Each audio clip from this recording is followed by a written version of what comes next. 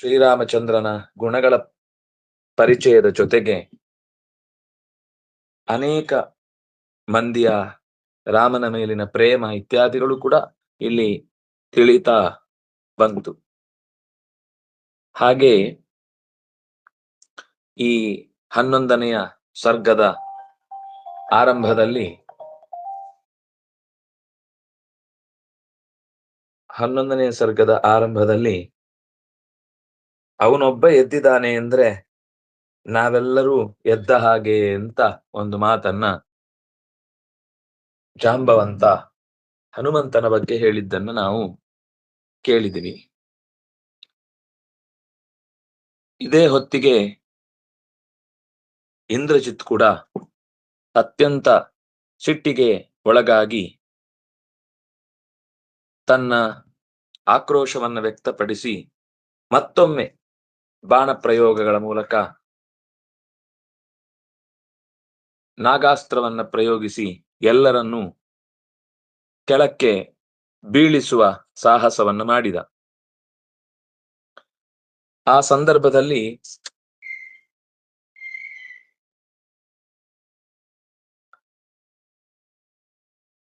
ಬ್ರಹ್ಮಾಸ್ತ್ರವನ್ನ ಪ್ರಯೋಗಿಸಿದಾಗ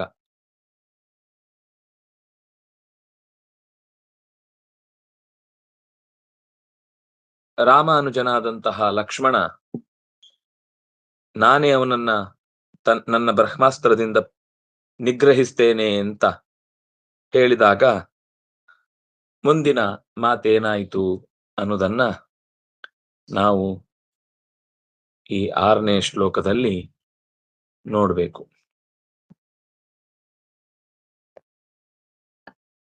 ಯಾರಿದ್ದಾರೆ?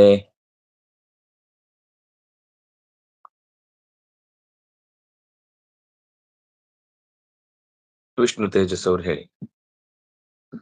ರಾಮೋ ಗರುಡ ಮಾರುತ್ಯೋಃ ರಾಮೋ ಗರುಡ ಮಾರುತ್ಯೋಃ ರಾಮೋ ಗರುಡ ಮಾರುತ್ಯೋಃ ಬಲಂ ದರ್ಶಯಿತುಂ ಪುರಾ ಬಲಂ ದರ್ಶಯಿತುಂ ಪುರಾ ಬಲಂ ದರ್ಶಯಿತುಂ ಪುರಾ ಅಸ್ತ್ರಬದ್ಧವದಾಸ್ತೆ ಸ್ಮ ಅಸ್ತ್ರಬದ್ಧ ವದಾಸ್ತೆ ಸ್ಮ ಅಸ್ತ್ರಬದ್ಧ ವದಾಸ್ತೆ ಸ್ಮ ತದೋಗ್ರಂ ಶರಮಾದದೆ ತದೋಗ್ರಂ ಶರಮಾದದೆ ತದೋಗ್ರಂ ಶರಮಾದದೆ.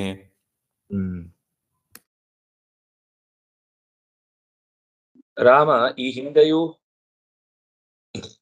ಇಂದ್ರಜಿತ್ನಿಂದ ಇಂದ್ರಜಿತ್ನೊಟ್ಟಿಗೆ ಯುದ್ಧ ಮಾಡುವ ಪ್ರಸಂಗ ಬಂದಾಗ ಅವನನ್ನ ಉಪೇಕ್ಷೆ ಮಾಡಿದ್ದ. ಈಗ ಲಕ್ಷ್ಮಣ ಹೇಳಿದ, ನಿನ್ನ ಪ್ರಸಾದದಿಂದ ಶಕ್ರಾರಿಯಾದಂತಹ ಇಂದ್ರಜಿತ್ತನ್ನ ಬ್ರಹ್ಮಾಸ್ತ್ರದಿಂದಲೇ ನಿಗ್ರಹಿಸ್ತೇನೆ ಅಂತ. ಆಗ ಅದೃಶ್ಯವಾಗಿ ಯುದ್ಧ ಮಾಡುವಂತಹ ಅವನನ್ನ ಬಿಡಬಾರದು, ನಾನೇ ಅವನನ್ನ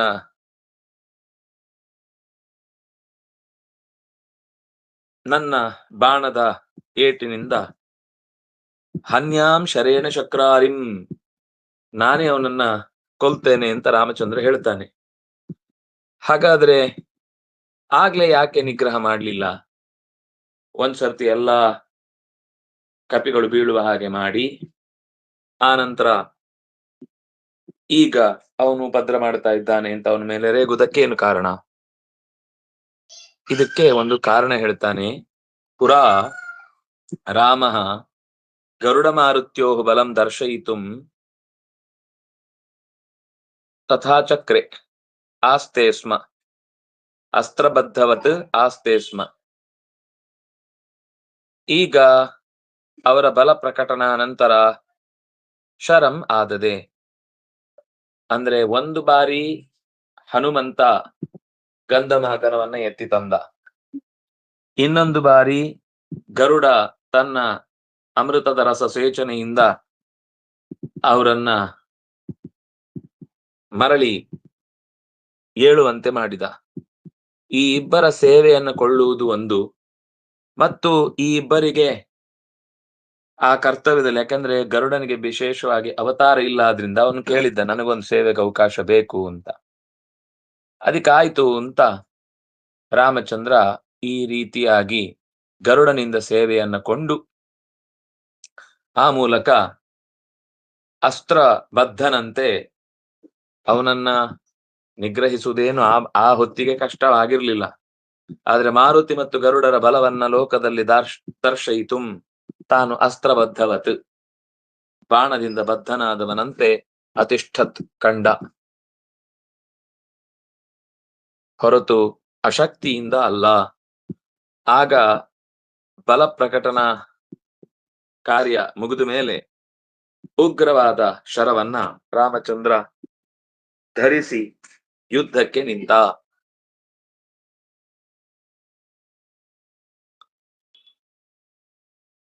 ರಾಮ ಪುರಾ ಮಾರುತಿ ಗರುಡ ಮಾರುತ್ಯೋಃ ಬಲಂ ದರ್ಶಯಿತುಂ ಅಸ್ತ್ರಬದ್ಧವತ್ ಆಸ್ತೆ ಸ್ಮ, ತದಾ ಉಗ್ರಂ ಶರಂ ಆದದೆ. ರಾಮಃ ಪುಲ್ಲಿಂಗ ಪ್ರಥಮ ಏಕ, ಗರುಡ ಮಾರುತ್ಯೋಃ, ಗರುಡಶ್ಚ ಮಾರುತಿಶ್ಚ ಗರುಡ ಮಾರುತೀ ತಯೋಃ ಗರುಡ ಮಾರುತ್ಯೋಃ ಷಷ್ಠಿ ಏಕ, ಷಷ್ಠಿ ದ್ವಿವಚನ, ಷಷ್ಠಿ ದ್ವಿವಚನ, ಗರುಡ ಮತ್ತು ಮಾರುತಿ ಇಬ್ಬರು ಇರುವುದರಿಂದ. ಬಲಂ ಶಕ್ತಿಯನ್ನು ನಪುಂಸಕಲಿಂಗ ದ್ವಿತೀಯ ಏಕ, ದರ್ಶಯಿತುಂ ತುಮುನ್ ಪ್ರತ್ಯಯಾಂತಮವ್ಯಯಂ, ಪುರಾ ಅದು ಅವ್ಯಯ, ಅಸ್ತ್ರಬದ್ಧವತ್ ವತ್ ಅಂತ ಬಂದದ್ರಿಂದ ಅವ್ಯಯ, ಅಸ್ತ್ರೇಣ ಬದ್ಧ ಅಸ್ತ್ರಬದ್ಧ ಅಸ್ತ್ರಬದ್ಧ ಇವ ಅಸ್ತ್ರಬದ್ಧವತ್. ಆಸ್ತೆ ಆಸ ಉಪವೇಶನೆ, ಆತ್ಮನೇಪದಿ ಲಟ್ ಪ್ರಥಮ, ಅದು ಸ್ಮ ಬಂದದ್ರಿಂದ ಭೂತಾರ್ಥದಲ್ಲಿ ಸ್ಮ ಪ್ರತ್ಯಯ ಬಂದದ್ದು, ಲಟಿ ಸ್ಮ. ಆಸ ಉಪವೇಶನೆ ಲಟ್, ಆಸ್ತೆ ಆಯ್ತು, ಸ್ಮ ಆಯ್ತು, ತದಾ ಅವ್ಯಯ, ಉಗ್ರಂ ದ್ವಿತೀಯ ಏಕ ನಪುಂಸಕಲಿಂಗ, ಶರಂ ದ್ವಿತೀಯ ಏಕ, ಆದದೆ ಆಂಗ್ ಉಪಸರ್ಗ ಧಾನ್ಯ ದಾನೆ, ಲಿಟ್ ಪ್ರಥಮ ಏಕ. ಸರಿ, ಮುಂದೆ ಯಾರಿದ್ದಾರೆ? ಸೌಮ್ಯ ಅವರು ಹೇಳಿ.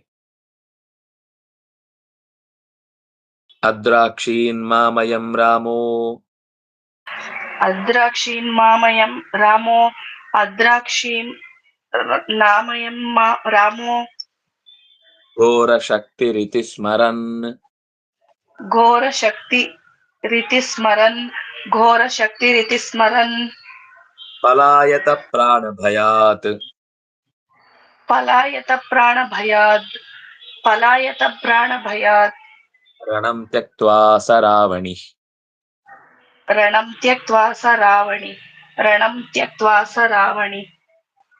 ಅದ್ರಾಕ್ಷೀತ್ ಮಾಮಯಂ ರಾಮಃ, ಅಷ್ಟೊತ್ತಿಗೆ ರಾಮಚಂದ್ರ ಬಾಣವನ್ನ ಪ್ರಯೋಗ ಮಾಡುವಾಗ ಅಯಂ ರಾಮಃ, ಘೋರ ಶಕ್ತಿ ಇರುವಂತಹ ಘೋರ ಶಕ್ತಿ ರಾಮಃ, ಅಯಂ ಮಾಂ ಅದ್ರಾಕ್ಷೀತಿ ಸ್ಮರನ್, ನನ್ನ ನೋಡಿಬಿಟ್ಟ ಅಂತ ನೆನಪಿಸಿಕೊಳ್ತಾ ಇಂದ್ರಜಿತ್, ರಾವಣನ ಮಗನಾದ ರಾವಣಿಯು ಪ್ರಾಣ ಭಯಾತ್, ಪ್ರಾಣ ಭಯದಿಂದ, ರಣಂ ತ್ಯಕ್ತ್ವಾ ರಣವನ್ನ ತೊರೆದು, ಪಲಾಯತ ಓಡಿ ಹೋದ.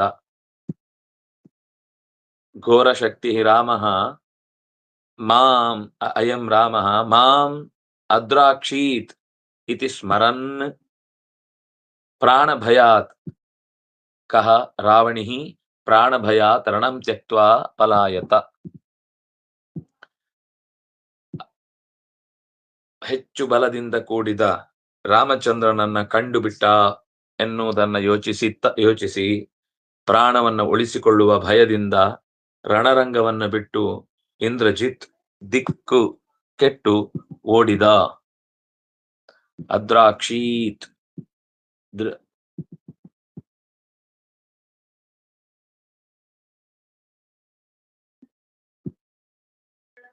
ಈ ಲುಂಗ್ ಪ್ರಥಮ ಏಕ ದೃಶಿರು ಪ್ರೇಕ್ಷಣೆ.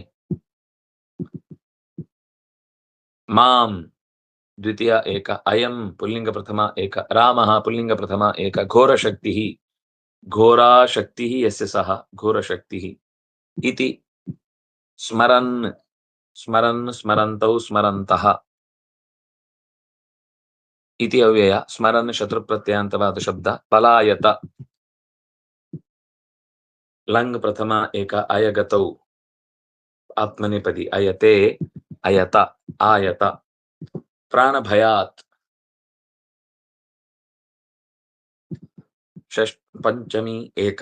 ಪ್ರಾಣಸ್ಯ ಭಯಂ ಪ್ರಾಣಭಯಂ ತಸ್ಮಾತ್ ಪ್ರಾಣಭಯಾತ್. ರಣಂ ದ್ವಿತೀಯ ಏಕ. ತ್ಯಕ್ತ್ವಾ ತ್ವಾ ಪ್ರತ್ಯಯಾಂತಮವ್ಯಯಂ. ಸಹ ಪುಲ್ಲಿಂಗ ಪ್ರಥಮ ಏಕ. ರಾವಣಿಃ ಪುಲ್ಲಿಂಗ ಪ್ರಥಮ ಏಕ. ದೀಪ ಅವ್ರು ಹೇಳಿ. ಜಯದೇವ ತ್ರಿಲೋಕೈಕ. ಜಯದೇವ ತ್ರಿಲೋಕೈಕ. ಜಯದೇವ ತ್ರಿಲೋಕೈಕ. ಭೂಷಣಾರಿ ವಿಭೀಷಣ.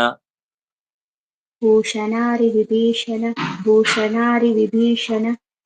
ಹರಿದೇವಸ್ತದಾಸ್ತಾವಿ ಇತಿ. ಅತಿದೇವ ಇತಿ ದೇವ ಇತಿ ದೇವರತ ಇತಿರೇವ ದದಾಸ್ತಾದಿ ಇತಿರೇವ ದದಾಸ್ತಾದಿ.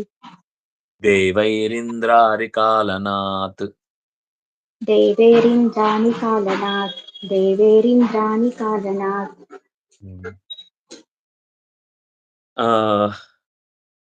ಮೂರು ಲೋಕಗಳಿಗೆ ಒಡೆಯನಾದಂತಹ ಅಥವಾ ಮೂರು ಲೋಕಗಳಿಗೆ ಒಡೆತನದೊಟ್ಟಿಗೆ ಆಭರಣದಂತೆ ಕಂಗೊಳಿಸುವ ಶತ್ರುಗಳಿಗೆ ಭಯಂಕರನಾದ ದೇವ ಶ್ರೀರಾಮಚಂದ್ರ ನಿನಗೆ ಜಯವಾಗಲಿ. ತ್ರಿಲೋಕೈಕ ಭೂಷಣ ಹರಿವಿಭೀಷಣ ಹೇ ದೇವ ಜಯ. ತ್ರಯಶ್ಚ ಲೋಕಾಃ ತ್ರಿಲೋಕಾಃ. ತ್ರಿಲೋಕಾನಾಂ ಏಕಂಚಾಸೋ ಭೂಷಣಶ್ಚ ಏಕಭೂಷಣಃ. ತ್ರಿಲೋಕಾನಾಂ ಏಕಭೂಷಣಃ ತ್ರಿಲೋಕಭೂಷಣಃ.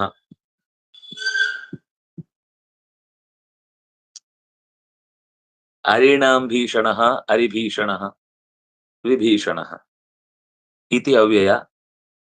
ಎಲ್ಲವೂ ಅಂದ್ರೆ ಸಂಬೋಧನಾ ಪ್ರಥಮ ದೇವ ತ್ರೈಲೋಕ್ಯ ಭೂಷಣ ತ್ರಿಲೋಕೈಕ ಭೂಷಣ ಹರಿವಿಭೀಷಣ. ಜಯ ಅನ್ನೋದು ಜಯತು ಅನ್ನುವ ಲೋಟ್ಲಕಾರದ ಮಧ್ಯಮ ವೃಷ ಏಕವಚನ. ಇತಿ ಅವ್ಯಯ. ದೇವ ಪುಲ್ಲಿಂಗ ಪ್ರಥಮ ಏಕ. ತದಾ ಅವ್ಯಯ. ಅಸ್ತಾವಿ ಷ್ಟುಂಜ್ ಸ್ತುತವು ಅದರ ಲುಂಗ್ ಲಕಾರದಲ್ಲಿ ಅಸ್ತಾವಿ. ಅಸ್ತಾವಿಷಾತಾಂ ಅಸ್ತವಿಷತ.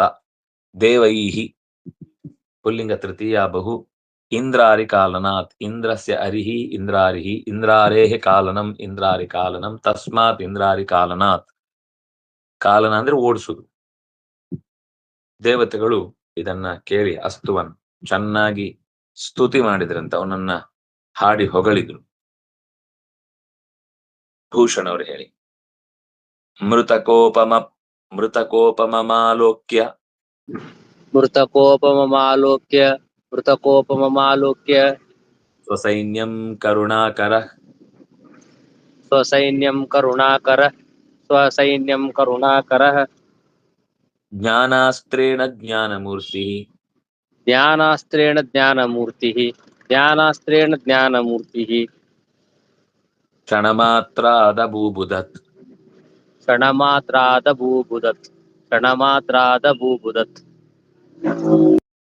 ಮೃತಕೋಪಂ ಮೃತಕೋಪಮಂ ಆಲೋಕ್ಯ. ಯಾರು ಕರುಣಾಕರನಾದಂತಹ ಶ್ರೀರಾಮಚಂದ್ರ ಸ್ವಸೈನ್ಯಂ ತನ್ನ ಸೈನ್ಯ ಮೃತಕ ಅಂದ್ರೆ ಸತ್ತ. ಮೃತಕೋಪಮ ಸತ್ತ ಹೆಣದಂತೆ ಬಿದ್ದಿರುವುದನ್ನ ಆಲೋಕ್ಯ ನೋಡಿ. ಜ್ಞಾನಾಖ್ಯಂ ಅಸ್ತ್ರಂ ಜ್ಞಾನಾಸ್ತ್ರೇಣ ಜ್ಞಾನರೂಪವಾದ ಅಂದ್ರೆ ಪ್ರಜ್ಞೆ ಮರಳಿ ಬರುವುದಕ್ಕೆ ಬೇಕಿರುವಂತಹ ಅಸ್ತ್ರವೊಂದನ್ನ, ಪ್ರಜ್ಞೆ ಬರುವುದಕ್ಕೆ ಬೇಕಿರುವ ವಿಜ್ಞಾನಾಸ್ತ್ರವನ್ನ ಪ್ರಯೋಗ ಮಾಡಿದ. ಕೇವಲಂ ಕ್ಷಣ ಮಾತ್ರಾತ್, ಕೆಲವೇ ಕ್ಷಣದಲ್ಲಿ ಅಭೂಬುಧತ್, ಎಲ್ಲ ಕಪಿ ಸೈನ್ಯವನ್ನು ತನ್ನ ಬಲವನ್ನು ಉದ್ಬೋಧಗೊಳಿಸಿದನು. ಬುಧಿರ್ಬೋಧನೆ ಅಂತ ಧಾತು. ಕರುಣಾಕರ ಜ್ಞಾನಮೂರ್ತಿ ಶ್ರೀರಾಮಚಂದ್ರ ಮೃತಕೋಪಮಂ ಸ್ವಸೈನ್ಯಂ ಅವಲೋಕ್ಯ ಜ್ಞಾನಾಸ್ತ್ರೇಣ ಕ್ಷಣಮಾತ್ರಾತ್ ಅಭೂಬುಧತ್. ಕರುಣೆಯ ಸಮುದ್ರವೆನಿಸಿದ ಜ್ಞಾನ ಸ್ವರೂಪನಾದ ಶ್ರೀರಾಮಚಂದ್ರ, ಅಂದ್ರೆ ರಾಮನ ಒಂದು ವಿಶೇಷ ಗುಣವನ್ನ ಇದು ಹೇಳುತ್ತೆ. ರಾಮ ಜ್ಞಾನಾಸ್ತ್ರದಿಂದ ಎಲ್ಲರನ್ನೂ ಮತ್ತೆ ಮರಳಿ ಪ್ರಜ್ಞೆಯನ್ನು ಕಳೆದುಕೊಂಡವರನ್ನ ಎಬ್ಬಿಸಿದ. ಅಂದ್ರೆ ಈ ಶ್ಲೋಕ ಬಹಳ ಒಳ್ಳೆಯ ಅನುಸಂಧಾನವನ್ನು ಕೊಡುವಂಥದ್ದು. ನಾವು ಅಜ್ಞಾನದ ಕೊಳೆಯಲ್ಲಿ ಪ್ರಜ್ಞಾಹೀನರಾಗಿ ಬಿದ್ದಾಗ ರಾಮಚಂದ್ರನ ಬಾಣ, ನಮ್ಮ ವಿಜ್ಞಾನಾಸ್ತ್ರ, ನಮ್ಮ ಒಳಗಿನ ಅರಿವಿನ ಕೆಟ್ಟತನವನ್ನ ಕಳೆದು ಎಚ್ಚರ ಕೊಡುವಂತಹ ಶಕ್ತಿ ಹೊಂದಿದೆ ಶ್ರೀರಾಮನ ಬಾಣಕ್ಕೆ. ಅಂತಹದ್ದು ಸಾಮರ್ಥ್ಯ ಇದೆ ಅಂತ ಚಿಂತಿಸಿ ನಾವು ಈ ಶ್ಲೋಕವನ್ನ ಪಾರಾಯಣ ಮಾಡಿದ್ರೆ, ಸಂದೇಹಗಳೇನಾದರೂ ತುಂಬಾ ಗಾಢವಾಗಿ ಅಥವಾ ಸಂದೇಹದಲ್ಲಿ ಇದ್ದೇವೆ ಅಂತ ಗೊತ್ತಿಲ್ಲದೆ ಒದ್ದಾಡುವ ಸಂದರ್ಭದಲ್ಲಿ, ಅಥವಾ ತಪ್ಪು ತಿಳಿದು ಅದೇ ಸರಿ ಅಂತ ಸಮರ್ಥಿಸುವ ದಡ್ಡತನದ ದೋಷಗಳನ್ನು ಕೂಡ ಈ ಮಾತು ಕಳಿಯತ್ತೆ ಅನ್ನೋದು ಒಳ್ಳೆಯ. ಯಾಕೆಂದ್ರೆ ಅದು ಉಪಾಸನೆಗೆ ತುಂಬಾ ಉತ್ತಮವಾದ ಎರಡು ಶಬ್ದ ಇದೆ. ಜ್ಞಾನ ಮೂರ್ತಿ, ಅವನು ಜ್ಞಾನ ಸ್ವರೂಪ, ಮತ್ತು ಜ್ಞಾನಾಸ್ತ್ರೇಣ ಅಭೂಬುಧತ್, ಸ್ವತಃ ಜ್ಞಾನ ಮೂರ್ತಿಯಾಗಿ ಅವನ ಕೈಯಲ್ಲಿರುವ ಅಸ್ತ್ರವೂ ಕೂಡ ಜ್ಞಾನಾಸ್ತ್ರವಾಗಿ, ವಿಜ್ಞಾನಾಸ್ತ್ರದಿಂದ ಕರುಣಾಕರ, ಕೇಳಿದ ವರಗಳನ್ನೀವ ಎಂದು ಇಲ್ಲ ಎಂದಾಡದ ರಾಮನ ವಿಶೇಷವಾದ ವರ್ಣನೆ ಈ ಪದ್ಯದಲ್ಲಿ ನಮಗೆ ಕಾಣುತ್ತೆ. ಮೃತಕೋಪಮಂ, ಸತ್ತವರಂತೆ. ಒಂದು ರೀತಿಯಲ್ಲಿ ಜ್ಞಾನ ಇಲ್ಲದೆ ಇದ್ರೆ ಸತ್ತ ಹೆಣದಂತೆ, ಸತ್ತ ಶರೀರದಂತೆಯೇ ಸರಿ.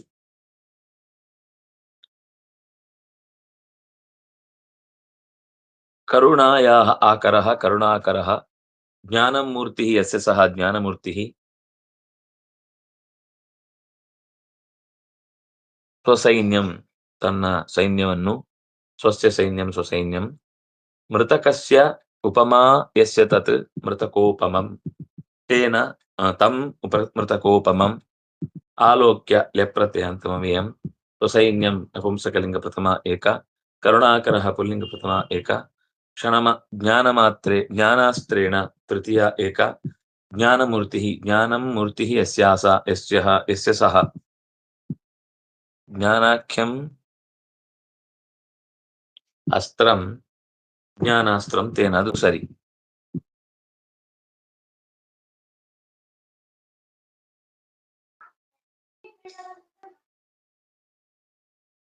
ಜ್ಞಾನಂ ಮೂರ್ತಿ ಯಸ್ಯ ಸಹ ಜ್ಞಾನಮೂರ್ತಿ ಪುಲ್ಲಿಂಗ ಪ್ರಥಮ ಏಕ ಕ್ಷಣಮಾತ್ರಾತ್, ಕೇವಲಂ ಕ್ಷಣಮಾತ್ರಂ ತಸ್ಮಾತ್ ಪಂಚಮಿ ಏಕ ಅಭೂಬುಧತ್, ಬುಧಿರ್ಬೋಧನೆ ಲುಂ, ಅಭೂಬುಧನ್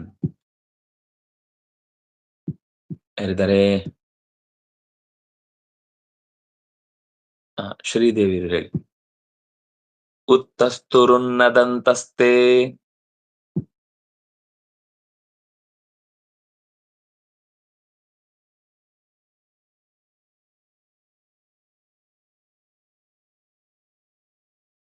ಯಾರಿದ್ದಾರೆ? ಮಂಜುಳಾ ಅವರು ಹೇಳಿ. ಉತ್ತಸ್ತುರುನ್ನದಂತಸ್ತೆ, ಉತ್ತರಸ್ತುರಂದಸ್ತಂತೆ, ಉತ್ತರಸ್ತುರಂದಂತಂತೆ ಸಾಲಶೈಲಶಿಲಾಧರಾಃ, ಸಾಲಶೈಲಶಿಲಾಧರಾಃ, ಸಾಲಶೈಲಶಿಲಾಧರಾಃ ಹನುಮಂತಂ ಪುರಸ್ಕೃತ್ಯ, ಹನುಮಂತಂ ಪುರಸ್ಕೃತ್ಯ, ಹನುಮಂತಂ ಪುರಸ್ಕೃತ್ಯ ಲಂಕಾಮಭ್ಯದ್ರವನ್ ವೃಷಾ, ಲಂಕಾಮಭ್ಯದ್ರವನ್ ವೃಷಾ, ಲಂಕಾಮದ್ರಯವನ್ ವೃಷಾ. ತೇ ಅಂದ್ರೆ ಆ ಕಪಿಗಳು ಉನ್ನದಂತಹ ಅಂದ್ರೆ ಸಿಂಹನಾದವನ್ನು ಮಾಡುತ್ತಾ ಉತ್ತಸ್ತು ಎದ್ದು ನಿಂತರು. ಉತ್ತಸ್ತುರುನ್ನದಂತಸ್ತೆ, ಉನ್ನದಂತಹ ತೇ ಉತ್ತಸ್ತು ಜೋರಾಗಿ ಕೂಗುತ್ತಾ ಎದ್ದು ನಿಂತರು. ಅಥ ಆ ಬಳಿಕ ಸಾಲ ಶೈಲ ಶಿಲ, ಸಾಲ ಅಂದ್ರೆ ಮರದ ದಿಮ್ಮಿ, ಶೈಲ ಅಂದ್ರೆ ಬೆಟ್ಟ, ಶಿಲ ಅಂದ್ರೆ ಬೆಟ್ಟದಲ್ಲಿ ಸಿಕ್ಕಿದ ತುಂಡುಗಳು, ದೊಡ್ಡ ದೊಡ್ಡ ಬಂಡೆ ಕಲ್ಲುಗಳು. ಶಿಲಾಧರಾಹ ಶಿಲೆಯನ್ನ ಹಿಡಿದವರಾಗಿ ಹನುಮಂತಂ ಪುರಸ್ಕೃತ್ಯ ಹನುಮಂತನನ್ನ ಮುಂದಿಟ್ಟುಕೊಂಡು ಲಂಕಾಂ ಲಂಕೆಯ ಕಡೆಗೆ ಅಭ್ಯದ್ರವನ್ ಓಡತೊಡಗಿದರು. ಋಷಾ ಕೋಪದಿಂದ ಯಾವುದಕ್ಕೂ ಕೂಡ ಹೇಸುವುದಿಲ್ಲ ಅಂತ ಯೋಚನೆ ಮಾಡಿ ಯುದ್ಧಕ್ಕೆ ಹೊರಟಿದ್ದಾರೆ.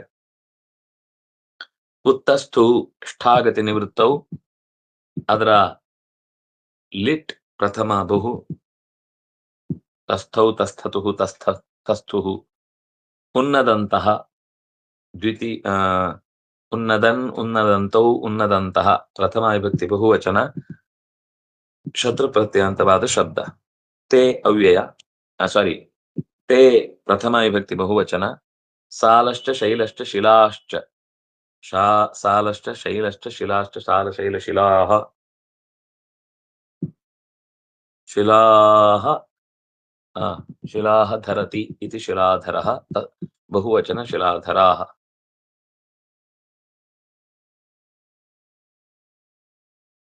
ಯಾರು ಏನ್ ಮಾಡಿದ್ರು? ಹನುಮಂತಂ ಪುರಸ್ಕೃತ್ಯ ಹನುಮಂತನನ್ನು ಮುಂದಿಟ್ಟುಕೊಂಡು ಋಷಾ ಕೋಪದಿಂದ ಲಂಕಾಂ ಲಂಕೆಯನ್ನು ಅಭ್ಯದ್ರವನ್ ಓಡತೊಡಗಿದ್ರು. ಯಾವಾಗ ರಾಮಚಂದ್ರನೇ ಈ ಇಂದ್ರಜಿತ್ತನ್ನ ಕಪಿಗಳಿಗೆ ತೊಂದರೆ ಕೊಟ್ಟವನನ್ನ ಬಿಡಬಾರದು ಅಂತ ಒಂದು ಮಾತು ಹೇಳಿದ್ನೋ, ಆಗ ದೇವತೆಗಳು ಕೂಡ ಅವನ ಪರವಾಗಿ ಜಯಕಾರ ಹಾಕಿದ್ರು. ಜೊತೆಗೆ ಎಲ್ಲರೂ ಸೇರಿ ಯುದ್ಧದಲ್ಲಿ ತೊಡಗಿದ್ರು ಅನ್ನುವ ಅಂಶವನ್ನ ಈ ಮುಂದಿನ ಶ್ಲೋಕದಲ್ಲಿ ನಿರೂಪಣೆ ಮಾಡಿದ್ದಾರೆ. ಹಾಗಾಗಿ